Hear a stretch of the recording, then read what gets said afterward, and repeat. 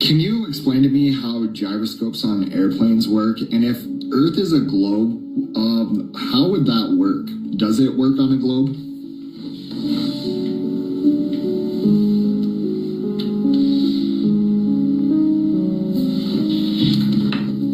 How gyroscopes on airplanes work and the globe Earth question. Gyroscopes are one of the biggest challenges to the heliocentric model because they hold orientation regardless of external movement.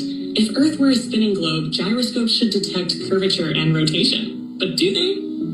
Let's break it down. Hablaka 1. What is a gyroscope and how does it work? Gyroscopes maintain rigidity in space.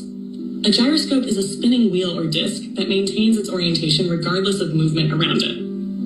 This works due to angular momentum, meaning once it starts spinning, it resists external forces trying to change its axis. Airplane gyroscopes are designed to hold level, allowing pilots to fly straight without relying on external references like the horizon. Why gyroscopes are used in navigation? Gyros help aircraft maintain level flight even in low visibility conditions, fog, storms, nighttime. They work based on fixed orientation, not gravity or planetary motion. If the Earth were curving beneath the aircraft, the gyro should detect and compensate for this curvature. Gyroscopes should theoretically show changes in orientation if Earth is a spinning globe. But do they? The globe Earth problem: no compensation for curvature. The Earth is said to curve 8 inches per mile squared. If a plane flies at a constant altitude on a globe, it should constantly be dipping its nose to compensate for curvature. In a long-haul flight, thousands of miles, the aircraft should have to adjust downward significantly to remain level. Yet pilots do not manually adjust for curvature, nor do gyroscopes detect it. Gyroscopes hold level, they do not adjust for a curved Earth. If a gyroscope maintains its original orientation and does not gradually tilt downward, this suggests a level plane rather than a curved one. Commercial aircraft fly at consistent altitudes, e.g. 35,000 feet, without needing to continuously compensate for a falling Earth beneath them. If Earth were a spinning sphere, gyroscopes would need to be programmed to adjust for this curvature, but they don't. This contradicts the globe model's claim that airplanes are passively adjusting to curvature without pilots or instruments detecting it. By 3, does gyroscopic inertia disprove the globe? Mainstream explanations versus reality.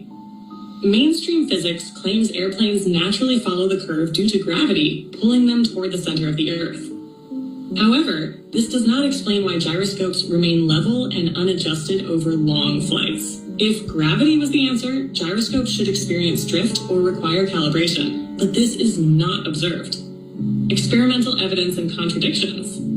If a plane flies for 12 hours over a supposed sphere, the gyroscope should show a significant deviation from level. Yet it doesn't.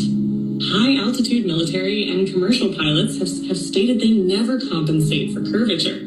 Tests with gyroscopes over long distances show no detectable curvature, supporting the concept of a level plane. If gyroscopes work on fixed orientation and do not compensate for curvature, this suggests that airplanes are flying over a flat, non-rotating surface. Final thoughts. What gyroscopes reveal about Earth's shape?